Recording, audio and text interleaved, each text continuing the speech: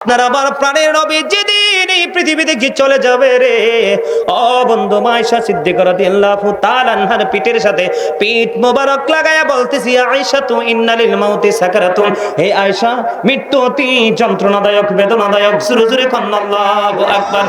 বন্ধু দরজা যখন খুলতে দেরি রে, দরজাটা খোলার পরে আজরাইল বন্ধু নবীকে সালাম দিলেন।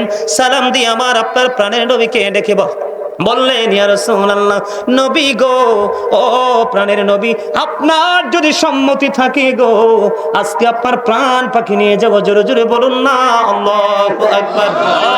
আমার নবীজির চেস্ট মোবারক, বুক মোবারকের উপরে আজরাইল যখন আঙ্গুলে রাখলো, হাত রাখলো, আজরাইল তুমি আমার বুকের উপর কি রেখেছো? আজরাইল রেখে রেখে বললেন, নবী গো, আমার ছোট্ট একটা হাতের একটা আঙ্গুল বা অংশ রেখেছি। আমার নবী রেখে রেখে বললেন, আমার উপর যদি আসমান জমিন সব যদি আমার বুকের উপর চেপে দেওয়া হতো, আমি নবীর কাছে এতটা যন্ত্রণাদায়ক মনে হতো না। আমার গুনাহগার উম্মত গুলোর মৃত্যুর যন্ত্রণা পর্যন্ত তুমি আমাকে দিয়ে দাও। জোরে জোরে সুবহানাল্লাহ। আর একটু মহব্বতে পড়ুন না সুবহানাল্লাহ। বন্ধুরে আমার, একজন নবী ইদ্রিস আলাইহিস সালাম, আমি ছোট্ট ছোট্ট করে কোট করে বলছি বন্ধু, ইদ্রিস আলাইহিস সালাম এমন একজন আল্লাহর নবী ছিলেন, তিনি সব সময় রোজা রাখতেন। প্রতিদিন ওনার ইফতারিগুলো জান্নাত থেকে আসতো এবং যা অবশিষ্ট থাকতো সব আবার জান্নাতে ফিরে যাইত। সুবহানাল্লাহ। তিনি এমন একজন নবী ছিলেন বন্ধু, এমন পাওয়ার ছিল, এমন মুজিজা ছিল ওনার। একদিন একজন এক ব্যক্তি শুরুতে আজরাইল আলাইহিস সালাম আসলেন ওনার সাথে সঙ্গ দেওয়ার জন্য। ওনার সাথে যখন সঙ্গ দেওয়ার জন্য আসলো, ওনাকে জান্নাতে খাবার খাওয়ার জন্য বললেন। ইদ্রিস আলাইহিস সালাম উনি না করলেন, খাবার খাবে না। আল্লাহর নবীর সাথে তিনি সফরে বের হলেন। সফরে বের হওয়ার পরে তাদের মধ্যে অনেক কথোপকথন হলো, আলাপ আলোচনা হলো। আলাপ আলোচনার মাধ্যমে আলাপ আলোচনা যখন হলো, আলাপ আলোচনার মাধ্যমে ইদ্রিস আলাইহিস সালামের সন্দেহ হলো, এটা কখনোই কোনো মানুষ নয়, এটা নিশ্চয় এটার মধ্যে কোনো রহস্য আছে বন্ধু। এবার ওনাকে প্রশ্ন করলেন, আপনি কে? কয় আমি হলাম আজরাইল। কয় কি বলেন? কয় হ আমি আজরাইল। কয় কেন এসেছেন? আজরাইল তো আসে মানুষের মৃত্যুর সময় হলে। এবার আজরাইল আলাইহিস সালাম একটা ডাক দিয়ে বলল, নবী গো, আমি আপনার সাথে দেখা করতে এসেছি না, আমি আপনার সাথে একটা বন্ধুত্ব করতে এসেছি, সখ্যতা করে তোলার জন্য এসেছি। জোরে জোরে বলুন না সুবহানাল্লাহ। আর জোরে বলেন না সুবহানাল্লাহ। আজরাইল বলতেছে, নবী গো, আমি আপনার সাথে একটা সম্বন্ধ করতে এসেছি। এবার ইদ্রিস আলাইহিস সালাম ডেকে ডেকে বললেন, তুমি যদি আমার সাথে সম্পর্ক করতে হয়, বন্ধনে যদি আবদ্ধ হতে চাও, তাহলে আমার শর্ত আছে। কই কি? কয় আমার শর্ত হলো আমাকে একটা বার মরণ দিতে হবে। কি দিতে হবে? আমাকে মৃত্যু দিতে হবে। আজরাইল কয়, আপনার তো মরার সময় হয় নাই। কয় না হইলো, আমাকে মৃত্যু দিতে হবে। কথা বলেন না কেন? কি দিতে হবে? মৃত্যু দিতে হবে।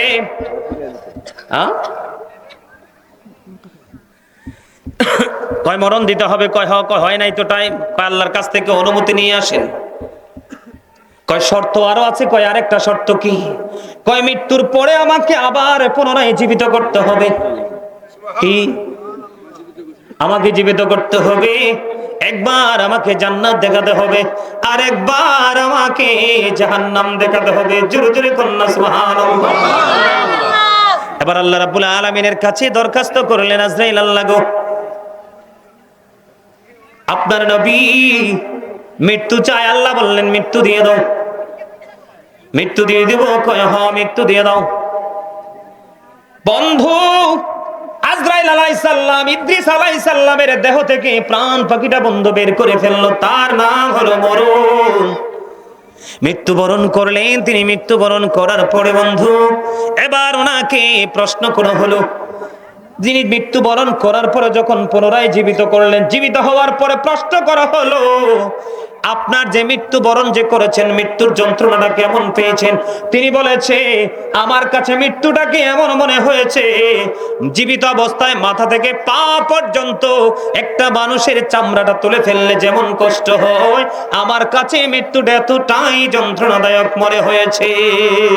আল্লাহু আকবার। জোরে জোরে বলুন আল্লাহু আকবার।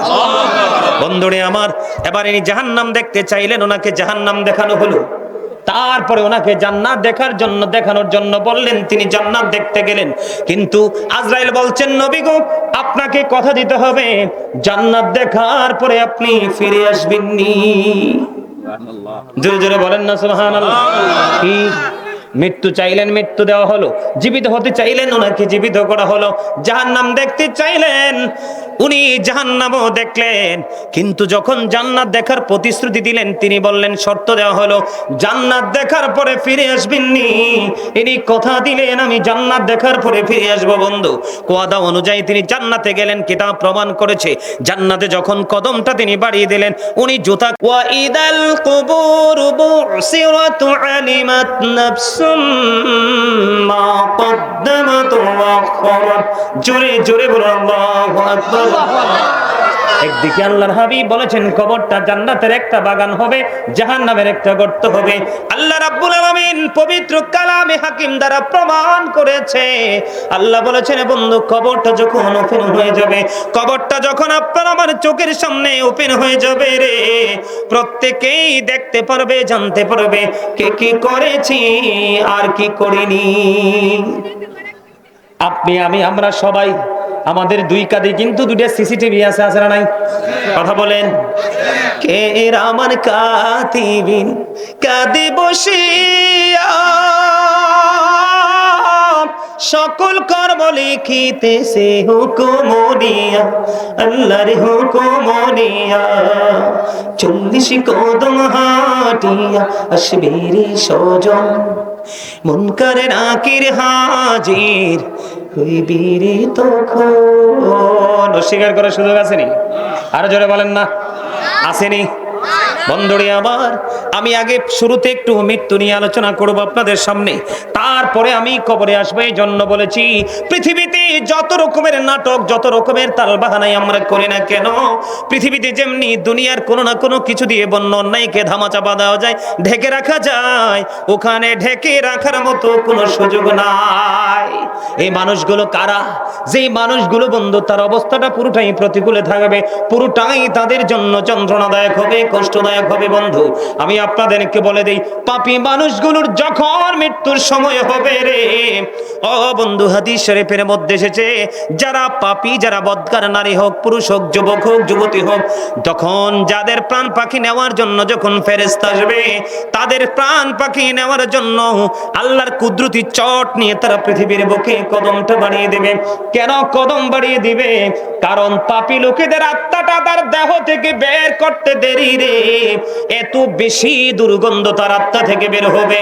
হাদিস শরীফের মধ্যে এসেছে বন্ধু, গোটা পৃথিবীর সকল প্রাণীগুলোকে মরার পরে যদি একত্রিত করা হয়, এক জায়গায় যদি স্তূপ করে রাখা হয়, সকল প্রাণী পচার পরে যে দুর্গন্ধ বের হবে, তার চাইতে ভয়ঙ্কর দুর্গন্ধ বের হবে একটা পাপী লোকের আত্মা থেকে। জোরে জোরে কন্যা নাউজুবিল্লাহ, আর জোরে বলেন না নাউজুবিল্লাহ, আর একটু মহব্বতে বলুন নাউজুবিল্লাহ।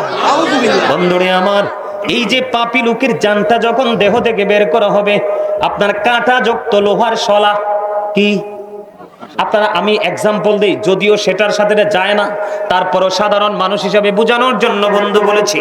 আপনারা কিন্তু নদীমাতৃক এলাকার মানুষ, ঠিক না বেঠিক? আপনাদের এদিকে পানি হয় না। ওই যে আমি সিঁড়ি দিয়ে যখন নিচের দিকে নেমেছি, তখন আমি বুঝতে পারছি এদিকে জলাশয় আছে না নাই? চল দিয়ে মাছ ধরে কিনা? কথা বলেন না কেন? চল দিয়ে মাছ ধরে বন্ধু, চলটা কিন্তু মারলে সহজে মাছের গায়ের মধ্যে এটা বিঁধে যায়, টান দিলে কিন্তু উল্টো কাঁটা দিয়ে জীবন্ত মাছের গোস্ত বের হয়ে আসে। আসে গিয়ে আসে না বন্ধু? যদিও পাপী লোকের মৃত্যুর সাথে এটা কোনোভাবে যায় না, তারপরে আমি আপনাদেরকে বোঝানোর জন্য বলেছি, অনেক কাঁটাযুক্ত একটা শালা মানুষের ভিতরে ঢুকিয়ে টেনে টেনে মুসড়ে মুসড়ে টান দিলে যেমন গোস্তগুলো, আঁতগুলো বন্ধু ছিঁড়ে ছিঁড়ে টুকরো টুকরো হয়ে বের হবে, পাপী লোকেদের আত্মা যখন কবজ করবে বন্ধু, এরকম তার কাছে মনে হবে ওই ছিঁড়ে ছিঁড়ে টুকরো টুকরো করে বের হওয়ার যেমন যন্ত্রণা, তার চাইতে আরো ভয়ঙ্কর যন্ত্রণা মন অনুভব করবে। জোরে জোরে কন্যা নাউজুবিল্লাহ, আর জোরে বলেন না নাউজুবিল্লাহ। বন্ধুরে আমার এত ভয়ঙ্কর হবে পাপী লোকেদের মৃত্যু, তাকে আজরাইলকে দেখা মাত্র, বন্ধু আজরাইলকে দেখা মাত্র দেহের বিভিন্ন জায়গায় রুহুটা পলায়ন করতে চাইবে রে, কোনোভাবেই তো পালিয়ে থাকতে পারবে না। কারণ হলো কে গুজি কাটি কারি ঘুড়ি বানা কর ও রাত হয়ে আসমানে মে ঘুড়ি বেচারা क्या करेगा রশি মাওলা কা হাত মে। জোরে জোরে কোন আল্লাহু আকবার, আর জোরে বলেন যখন তোমার কেউ ছিল না তখন ছিলাম আমি, এখন তোমার সব হয়েছে পর হয়েছি আমি, যখন তোমার কেউ রবে না রব শুধু আমি, আমার কাছে আসতে হবে মনে রেখো তুমি। তোরা চাসনি কিছু, তোরা চাসনি কিছু কারো কাছে খোদার মদদ ছাড়া, অন্যের ওপর ভরসা ছেড়ে নিজের পায়ে দাঁড়া। বুঝতে পারছেন নি কিছু? একটা ঘুড়ির মালিক যেমনি বন্ধু কাগজ কাইটা ঘুড়ি বানায়, ঘুড়ি বানাইয়া ঘুড়ির মধ্যে রশি লাগায়, রশি লাগাইয়া লম্বা বায়ুর দিকে ছেড়ে দেয়। মালিকের যখন সময় হয় তখন মালিক নাটাই ধরে টানতে থাকে, ঘুড়ি মালিকের হাতে আসতে বাধ্য। ঠিক আপনার আমার বডিটা হলো একটা কাগজের ঘড়ির মতো, এই আত্মাটা হলো বন্ধু রশির মতো, নাটাই হলো আজরাইল। অর্ডার করবে হলো আপনার আমার মালিক, যাকে বলা হয় লা ইলাহা ইল্লাল্লাহ, যাকে বলা হয় কুল হুয়াল্লাহু আহাদ। Just time, no complain, no argument. ঠিক যখনই আসবে তখনই প্রাণ পাখি নিয়ে চলে যাবে, একটা সেকেন্ড আগে পরে করা হবে। জীবনে দেখছেন কেউ, শুনছেন এরকম ঘটনা? বন্ধুরে আমার অত্যন্ত ভয়ঙ্কর হবে মৃত্যু পাপী মানুষগুলোর বন্ধু, মানুষগুলোর কোনো উপায় থাকবে না, এতটা যন্ত্রণা হবে, এতটা নির্মম হবে বন্ধু মৃত্যু। আমি যদি আপনাদেরকে মৃত্যুর যন্ত্রণা সম্পর্কে একটুখানি বলি, আপনার আমার প্রাণের নবী যেদিন এই পৃথিবী থেকে চলে যাবে রে, ও বন্ধু আয়েশা সিদ্দিকা রাদিয়াল্লাহু তাআলা আনহার পিঠের সাথে পিঠ মোবারক লাগায়া বলতেছি, আয়েশা তু ইন্না লিল মাউতি সাকারাতুন, হে আয়েশা মৃত্যু অতি যন্ত্রণাদায়ক, বেদনাদায়ক। জোরে জোরে কান্না, আল্লাহু আকবার। বন্ধু দরজা যখন খুলতে দেরি রে, দরজাটা খোলার পরে আজরাইল বন্ধু নবীকে সালাম দিলেন, সালাম দিয়ে আমার আপনার প্রাণের নবীকে ডেকে বললেন, ইয়া রাসূলুল্লাহ, নবী গো, ও প্রাণের নবী, আপনার যদি সম্মতি থাকে গো, আজকে আপনার প্রাণ পাখি নিয়ে যাব। জোরে জোরে বলুন না আল্লাহু আকবার। আমার নবীজির চেস্ট মোবারক, বুক মোবারকের উপরে আজরাইল যখন আঙ্গুল রাখলো রে, হাত রাখলো, আজরাইল তুমি আমার বুকের উপর কি রেখেছো? আজরাইল রেখে রেখে বললেন, নবী গো, আমার ছোট্ট একটা হাতের একটা আঙ্গুল বা অংশ রেখেছি। আমার নবী রেখে রেখে বললেন, আমার উপর যদি আসমান জমিন সব যদি আমার বুকের উপর চেপে দেওয়া হতো, আমি নবীর কাছে এতটা যন্ত্রণাদায়ক মনে হতো না। আমার গুনাহগার উম্মতগুলোর মৃত্যুর যন্ত্রণা পর্যন্ত তুমি আমাকে দিয়ে দাও। জোরে জোরে সুবহানাল্লাহ, আর একটু মহব্বতে পড়ুন না সুবহানাল্লাহ। বন্ধুরে আমার, একজন নবী ইদ্রিস আলাইহিস সালাম, আমি ছোট্ট ছোট্ট করে কোট করে বলছি বন্ধু, ইদ্রিস আলাইহিস সালাম এমন একজন আল্লাহর নবী ছিলেন, তিনি সব সময় রোজা রাখতেন। প্রতিদিন ওনার ইফতারিগুলো জান্নাত থেকে আসতো এবং যা অবশিষ্ট থাকতো সব আবার জান্নাতে ফিরে যাইতো। সুবহানাল্লাহ। তিনি এমন একজন নবী ছিলেন বন্ধু, এমন পাওয়ার ছিল, এমন মুজিজা ছিল ওনার। একদিন একজন এক ব্যক্তির শুরুতে আজরাইল আলাইহিস সালাম আসলেন ওনার সাথে সঙ্গ দেওয়ার জন্য। ওনার সাথে যখন সঙ্গ দেওয়ার জন্য আসলো, ওনাকে জান্নাতে খাবার খাওয়ার জন্য বললেন। ইদ্রিস আলাইহিস সালাম উনি না করলেন, খাবার খাবে না। আল্লাহর নবীর সাথে তিনি সফরে বের হলেন। সফরে বের হওয়ার পরে তাদের মধ্যে অনেক কথোপকথন হলো, আলাপ আলোচনা হলো। আলাপ আলোচনার মাধ্যমে, আলাপ আলোচনা যখন হলো, আলাপ আলোচনার মাধ্যমে ইদ্রিস আলাইহিস সালামের সন্দেহ হলো, এটা কখনোই কোনো মানুষ নয়, এটা নিশ্চয় এটার মধ্যে কোনো রহস্য আছে বন্ধু। এবার ওনাকে প্রশ্ন করলেন, আপনি কে? কয় আমি হলাম আজরাইল। কই কি বলেন? কয় হ আমি আজরাইল। কই কেন এসেছেন? আজরাইল তো আসে মানুষের মৃত্যুর সময় হলে। এবার আজরাইল আলাইহিস সালাম একটা ডাক দিয়ে বলল, নবী গো, আমি আপনার সাথে দেখা করতে এসেছি না, আমি আপনার সাথে একটা বন্ধুত্ব করতে এসেছি, সখ্যতা করে তোলার জন্য এসেছি। জোরে জোরে বলুন না সুবহানাল্লাহ, আর জোরে বলেন না সুবহানাল্লাহ। আজরাইল বলতেছে, নবী গো, আমি আপনার সাথে একটা সম্বন্ধ করতে এসেছি। এবার ইদ্রিস আলাইহিস সালাম ডেকে ডেকে বললেন, তুমি যদি আমার সাথে সম্পর্ক করতে হয়, বন্ধনে যদি আবদ্ধ হতে চাও, তাহলে আমার শর্ত আছে। কই কি? কয় আমার শর্ত হলো আমাকে একটা বার মরণ দিতে হবে। কি দিতে হবে? আমাকে মৃত্যু দিতে হবে। আজরাইল কয়, আপনার তো মরার সময় হয় নাই। কয়, না হইলো আমাকে মৃত্যু দিতে হবে। কথা বলেন না কেন? কি দিতে হবে? মৃত্যু দিতে হবে।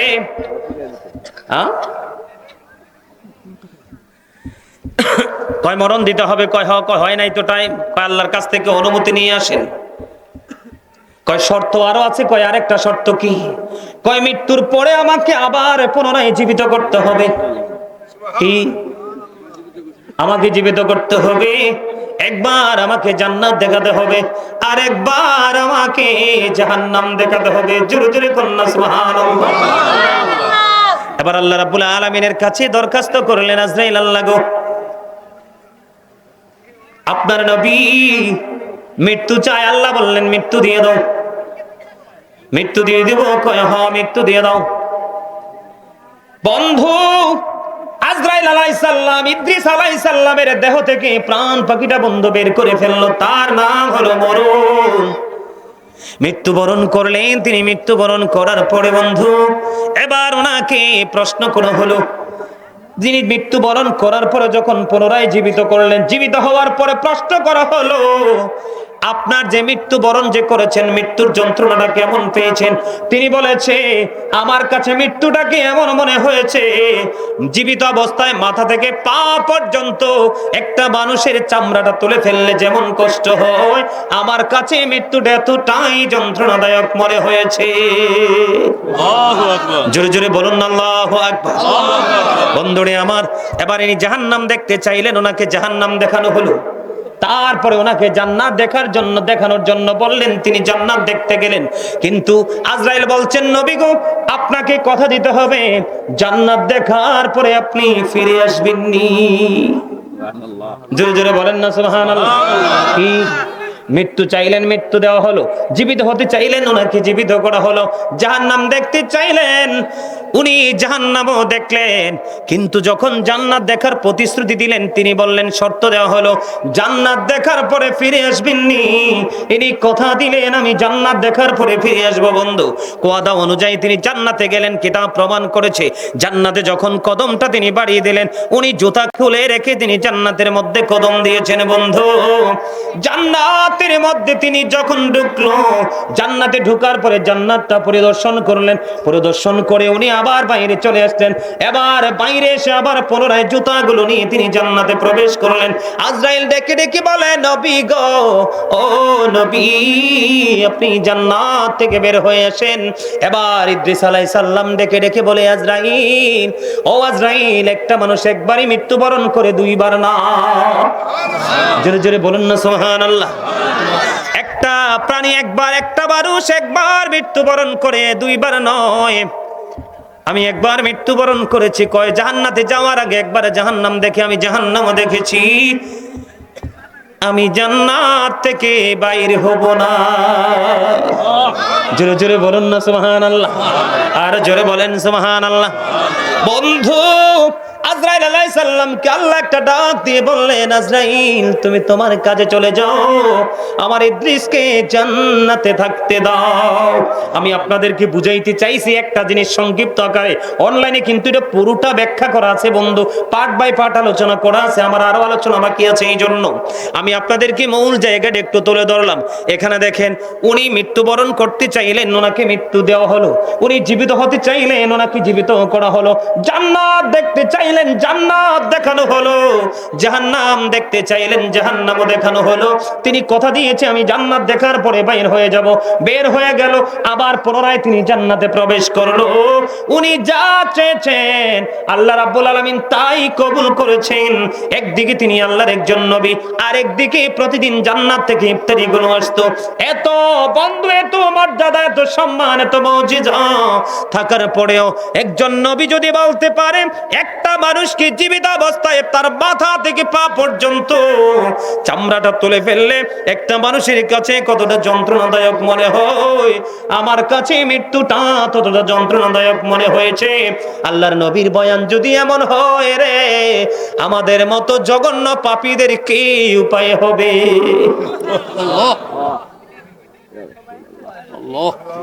বন্ধুরে আমার, ওয়াজ কিন্তু বিবেকহীন মানুষের জন্য নয়, বিবেকবান মানুষের জন্য। এই আজকের মাহফিল বন্ধু বুদ্ধিহীন মানুষের জন্য নয়, আজকের মাহফিল হলো বুদ্ধিমান মানুষের জন্য। বন্ধুরে আমার, যারা চালাক মুসলমান, কি চালাক মুসলমান, তারা হইলে আজকে সব কাজ গুছিয়ে বন্ধু আজকে অপেক্ষায় থাকতো একজন মেহমান আসবো, কি বলে অন্তত পক্ষে একটু শুনবো, পরে যেটাই হোক বা না হোক, ঠিক কিনা বলে? আমরা বোকা, আমরা বন্ধু বোকা স্বর্গে বসবাস করি। আমরা পেটটা ভরে খাইতে জানি, ভালো পোশাক পরতে জানি, পিঠ লাগাইয়া ঘুমাইতে জানি, নিজের দুনিয়ার জন্য স্বার্থের জন্য পৃথিবীতে পথ চলতে জানি। যেই আল্লাহ রাব্বুল আলামিন, আল্লাহ রাব্বুল আলামিন বলেছেন ফি আইয়ি সূরাতিম মা শাআ রাক্কাবাক। আর জোরে বলুন আল্লাহু আকবার। আল্লাহ কি ওয়াজ করতেছে জানেননি? আল্লাহ রাব্বুল আলামিন ডেকে ডেকে বলে, মানুষ পৃথিবী ভুলে গেল রে। একটু আগে বলেছিলাম ছন্দে ছন্দে, আপনাদের মনে আসেনি? যখন তোমার কেউ ছিল না তখন ছিলাম আমি, এখন তোমার সব হয়েছে, পর হয়েছি আমি। যখন তোমার কেউ রবে না রব শুধু আমি, আমার কাছে আসতে হবে মনে রেখো তুমি। তার মানে কি? মিনহা খলাকনাকুম ওয়া ফিহা নুঈদুকুম ওয়া মিনহা নুখরিজুকুম তারাতান উখরা। জোরে জোরে বলেন আল্লাহু আকবার। কুল্লু নাফসিন যায়িকাতুল মাউত, অস্বীকার করতে পারেন? আর জোরে বলেন না। অল মেন উইল ডাই, সব মানুষকেই মরতে হবে, বাঁচার কোনো উপায় নাই, পালিয়ে যাওয়ার কোনো উপায় নাই। বন্ধুরে আমার, এই জন্য বলেছি, আল্লাহ বলে বান্দা কত সুন্দর করে বানাইলাম। আল্লাহ বলতেছেন ফি আইয়ি সূরাতিম মা শাআ রাক্কাবাক। আল্লাহু আকবার বলতে পারেন না? আর জোরে বলেন আল্লাহু আকবার। আল্লাহ ডেকে ডেকে বলে, বান্দারে আমি তোমাদেরকে আমার মন মতো করে গঠন করেছি। আল্লাহ আমাদেরকে আল্লাহর ইচ্ছে মতো করে, মন মতো করে গঠন করেছে। বন্ধু একটা বার বুকে হাত দিয়ে বলেন, আল্লাহর মন মতো পথে আমরা কতক্ষণ চলেছি? মুখ দেখাতে পারবো আল্লাহর কাছে? ভালো কোনো মৃত্যু আশা করতে পারবো? কিন্তু যদি আমি উল্টো দিকে একটু যাই, আল্লাহর প্রিয় বান্দা যারা মৃত্যুর সময় হবে বন্ধু, আল্লাহ রহমতের ফেরেশতা পাঠিয়ে দিবেন জান্নাতি পোশাক দিয়ে। জোরে বলেন না সুবহানাল্লাহ। বন্ধুরে আমার, জান্নাতি পোশাক দিয়ে তাদেরকে পাঠিয়ে দেওয়া হবে। আল্লাহর প্রিয় বান্দাগুলো ওই জান্নাতি পোশাক পরার জন্য তারা আকাঙ্ক্ষিত থাকবে, ওই আকাঙ্ক্ষা নিয়ে তারা থাকবে রে। এই মুহূর্তের মধ্য দিয়ে দেহ থেকে প্রাণ পাখি নিয়ে যাবে, মুমিন অনুভব করতে পারবে না। আল্লাহ বলেছেন আল্লাযীনা আমানু, যারা ঈমান এনেছে, ওয়া কানু ইয়াত্তাকুন, এবং তাকওয়া অবলম্বন করেছে, লাহুমুল বুশরা, তাদের জন্য সুসংবাদ, ফিল হায়াতিদ দুনিয়া, দুনিয়ার জীবনে, ও ফিল আখিরা, এবং পরকালের জীবনে। জোরে জোরে বলেন আল্লাহু আকবার। ইন্নাল্লাযীনা আমানু ওয়া আমিলুস সালিহাতি উলাইকা হুম খায়রুল বারিয়াহ। আল্লাহু আকবার বলেন না কিল্লাই? নিশ্চয়ই বন্ধু, যারা ঈমান এনেছে এবং সৎ কাজ করেছে, আল্লাহ রাব্বুল আলামিন বলেছেন তারাই হলো সৃষ্টির শ্রেষ্ঠ। আর জোরে বলেন আল্লাহু আকবার। আর জোরে বলেন আল্লাহু আকবার। বন্ধুরে আমার, আমি আপনাদেরকে, আমাদের আগের একজন নবী ছিলেন, ওনার নাম জানেননি? ঈসা রূহুল্লাহ। আপনার আমার প্রাণের নবী, আপনার আমার প্রাণের নবী পৃথিবীতে কদম বাড়িয়ে দেওয়ার আগে পৃথিবীতে ছিলেন যেই নবী, ঈসা রূহুল্লাহ, তিনি বাবা ছাড়া বন্ধু পৃথিবীতে এসেছেন। ওনার অনেক বড় মুজিজা আছে, জানেননি এটা? উনি চাইতে দেরি, স্বর্গীয় খাবার পৃথিবীতে আসতে দেরি হলো না। ওনার কথার বাইরে গেছে 400 মানুষ বন্ধু একসাথে শুয়োর হয়ে গেছে। 3 দিন পর্যন্ত শুয়োর থেকে তারা শুয়োর অবস্থায় ইন্তেকাল করেছে। ইনি বকরি জবাই করে ভক্ষণ করে খেয়েছে, চামড়া এবং হাড়গুলো একত্রিত করে যখন ওনার আশা দ্বারা টাচ করে বলল, যা বকরি পালে চলে যা, ওই বক্ষিত বকরি আবার জিন্দা হয়ে পালে চলে যায়। ওনার জীবনে এমন মোমোজেজ আছে বন্ধু, কুষ্ঠরোগীকে যখন বন্ধ লাঠি দিয়ে মেসেজ করে দিল কুষ্ঠরোগ ভালো হয়ে গেল, অন্ধ লোকীকে যখন মেসেজ করে দিল অন্ধ রোগ ভালো হয়ে গেল, ডেড বডি পড়ে আছে হাতের আশা দিয়ে টাচ করে বলল জিন্দা হয়ে গেল। ওনার জীবনে বন্ধু মোজেজার অভাব নাই। এর মধ্যে একদিন এক ইহুদি এসে বলতেছেন, আল্লাহর নবী গো, আপনি তো মৃত্যু ব্যক্তি জীবিত করতে পারেন, পুরনো কোনো মৃত্যু ব্যক্তিকে জীবিত করতে পারবেন কি? এই কথা বলার পরে এবার ঈসা রুহুল্লাহ ডেকে ডেকে বললেন, তুমি বলো আমি কাকে জিন্দা করব? কয় নবী গো, আপনি নূহ আলাইহিস সালামের ছেলে শামকে আপনি জীবিত করুন। কাকে? নূহ আলাইহিস সালামের ছেলেকে আপনি জীবিত করেন। কই চলো। এবার নূহ আলাইহিস সালামের ছেলের স্বামীর কবরের পাশে গেলেন। যাওয়ার পরে বন্ধু উনি জিন্দা হওয়ার জন্য যখন দরখাস্ত করে দিল, শাম জিন্দা হয়ে গেল। জিন্দা হওয়ার পরে ওনার দিকে চাইয়া দেখে ওনার চুল এবং দাড়িগুলো বন্ধু পাইকা সাদা হয়ে যায়। এবার ঈসা নবী একটা ডাক দিয়ে বলল, আপনাদের জামানায় তো মানুষের চুল দাড়িগুলো পাকতো না, আপনার চুল দাড়িগুলো কেন পেকে গেল গো? এবার তিনি উত্তর দিলেন, আমার চুল দাড়ি পেকে যাওয়ার কারণ হলো আমি জানি মানুষ মরার পরে মানুষ কিয়ামতের দিন আবার জীবিত হবে। আমি জানি মানুষ মৃত্যুর পরে কিয়ামতের দিন জীবিত হবে। আমার কাছে মনে হয়েছে কিয়ামত মনে হয় কায়েম হয়ে গেছে, এই জন্য আমাকে পুনরায় আবার ডাকা হয়েছে।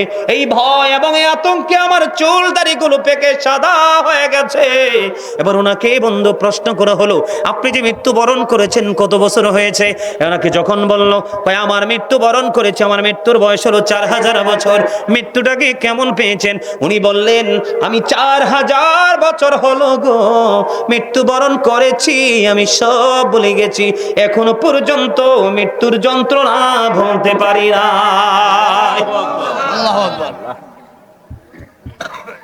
কি মনে করেছেন এত সহজ? ঘর বাড়ি দালান কোঠা টাকা পয়সা কিচ্ছু সঙ্গে যাবে না। এই যে আজকে এত বড় একটা মাহফিল, কত সুন্দর একটা বাগান, আপনারা মাহফিল ছেড়ে ঘরে বসে আছেন। আপনারা কি জানেন জীবনের সময়ের হিসাব যে আল্লাহ চাইবে? জীবনের সময়গুলো কোন কোন কাজে ব্যয় করেছেন সেই জবাব আল্লাহর দরবারে দিতে হবে। জানেন সেটা? কি জবাব দিবেন? বাবা যারা হয়েছেন, আমার দিকে তাকান, বাবা যারা হয়েছেন কি জবাব দিবেন আল্লাহর কাছে? আল্লাহ বলেছেন আদিবু আওলাদাকুম আলা সালাতি খিসালিন হুব্বি নবিকুম ওয়া হুব্বি আহলি বাইতিহি ওয়া আলা কিরাতিল কুরআন। আজকে সন্তানগুলো, বাচ্চাগুলো মাহফিল থেকে, পবিত্র কাজ থেকে দূরে থাকার কারণ হলো আল্লাহ রাসূল বলেছেন তোমরা তোমাদের সন্তানদেরকে 3টি বিষয় শিক্ষা দাও। হুব্বি নবিকুম, নবীর প্রেম শিখাও, ওয়া হুব্বি আহলি বাইতিহি, নবীর পরিবারের ভালোবাসা শিখাও, ওয়া আলা কিরাতিল কুরআন, কোরআন তেলাওয়াত শিখাও। শিখাইছেন সন্তানদেরকে? সেই শিক্ষা দিয়েছেন? শিক্ষা দেওয়া তো থাক দূরের কথা, আপনাদের এলাকার ছেলেগুলার মাথার দিকে তাকাই দেখেন, সবগুলোর মাথা ডিজিটাল। কি ভুল কইছি মেম্বার সাহেব? হ্যাঁ, আমি দেখছি তো, আসার সময় দেখলাম ছোট্ট একটা দোকানের সামনে একদম চাপাচাপি করে বসে একেবারে মোবাইল টিপতেছে। এই যে সামাজিক অবক্ষয় থেকে যদি আপনি এখনই যুবকদেরকে উত্তোলন করতে না পারেন, তাহলে চারপাশ কোনো দিকেই কিন্তু আলোর কোনো সন্ধান খুঁজে পাবেন না। বাংলাদেশের অবস্থা মোটেও ভালো নয়। টিচারদের হাতে বেত নাই, কি নাই? মা বাবার হাতে বেত নাই। পুরো ইহুদিদের কালচার মুসলমানের মাঝে, ঠিক না বেঠিক? আর জোরে বলেন, আমার কথা কি খারাপ লাগে? কারণ এখনকার মানুষ তো মৃত্যুর কথা ভুলেই গেছে। মরবে যে, মৃত্যুবরণ যে করতে হবে, এটা তো তাদের মনেই নাই, মাথায় নাই। বন্ধুরে আমার, মূসা নবী, ওনার নাম জানেন মূসা কালিমুল্লাহ। 8 জন নবীকে আল্লাহ স্বর্গীয় উপাধি দিয়েছে। কয়জন নবী? কথা বলেন, কয়জন? 8 জন নবীকে আল্লাহ রাব্বুল আলামিন স্বর্গীয় উপাধি দিয়েছে। এর মধ্যে একজন হলো মূসা কালিমুল্লাহ। মূসা স্পোক টু আল্লাহ। মূসা কালিমুল্লাহর সাথে আল্লাহর সাথে কথা বলেছেন। ওনার মর্যাদা আছে না নাই? শুধু মর্যাদা আছে না, পুরোই ব্যতিক্রম মর্যাদা বন্ধু। আল্লাহর নবী মূসা কালিমুল্লাহ ইন্তেকাল করলো। মূসা কালিমুল্লাহর ইন্তেকালের পরে ওনাকে যখন প্রশ্ন করা হলো মৃত্যুটা কেমন লাগছে, কেমন পেয়েছে মৃত্যুটাকে, মূসা কালিমুল্লাহ উত্তর দিয়েছে, আমার কাছে আমার মরণটা এমন মনে হয়েছে। কেমন মনে হয়েছে? কয় উত্তপ্ত তেলের কড়াইয়ের মধ্যে, উত্তপ্ত তেলের কড়াইয়ের মধ্যে জীবিত একটা চড়ুই পাখিকে উত্তপ্ত তেলের কড়াইয়ের মধ্যে ছেড়ে দিলে চড়ুই পাখিটার যেমন মনে হবে, চড়ুই পাখিটার যেমন অবস্থা হয়, আমার কাছে আমার মৃত্যুটাকে ঠিক তেমনই মনে হয়েছে। আল্লাহু আকবার বলেন না আর জোরে।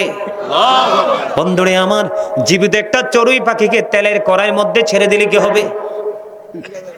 একেবারে ভাজা হয়ে যাবে, ভুনা হয়ে যাবে। মূসা কালিমুল্লাহ যদি এমন বয়ান দিতে পারে, তাহলে আমাদের মতো পাপী আমাদের উপায় থাকবে না বন্ধু।